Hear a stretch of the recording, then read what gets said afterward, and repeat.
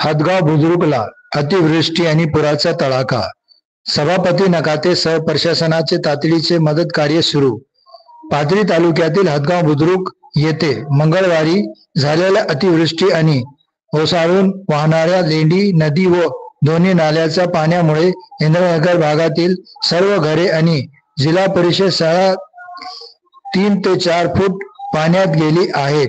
यामुळे नागरिकांचे मोठ्या प्रमाणावर नुकसान झाले असून जनजीवन विस्कळीत झाले आहे. दरम्यान सभापती नकाते सह प्रशासनाने तातडीचे मदत कार्य सुरू केले आहे. हदगाव बुद्रुक येथे पूर परिस्थितीची माहिती मिळताच घटनास्थान बाजार समितीचे सभापती अनिलराव नकाते हे तहसीलदार S.N.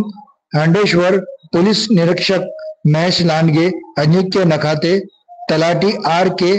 कोले, ग्रामसेवक कुलदीप फड, नागोबाराव पवार, चेअरमॅन बाबासाहेब नकाते, ग्रामपंचायत सदस्य B.T. कदम, शेख अशफाक, अग्निशामक पथक हे पहाटेपासूनच मदतीसाठी तैनात आहे. नागरिकांचे सुरक्षित ठिकाणी स्थलांतर करण्याचे काम जलद गतीने सुरू असून प्रशासन परिस्थितीवर कारवाईने लक्ष ठेवून आहे.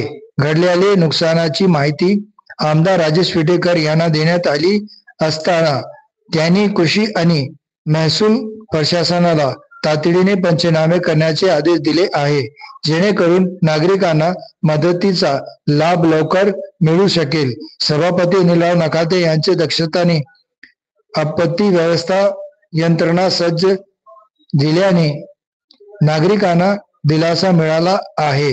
रेणाखडी आणि किनोला वरखेड ह्या परिसरातील दोन्ही नाले अरुंद हा हदगाव परिसरात लेंडी नदीला संगम पावतो. त्यामुळे दरवर्षी थोडासा पाऊस जरी झाला तरी पूरस्थिती व नागरिकांचे हाल होतात.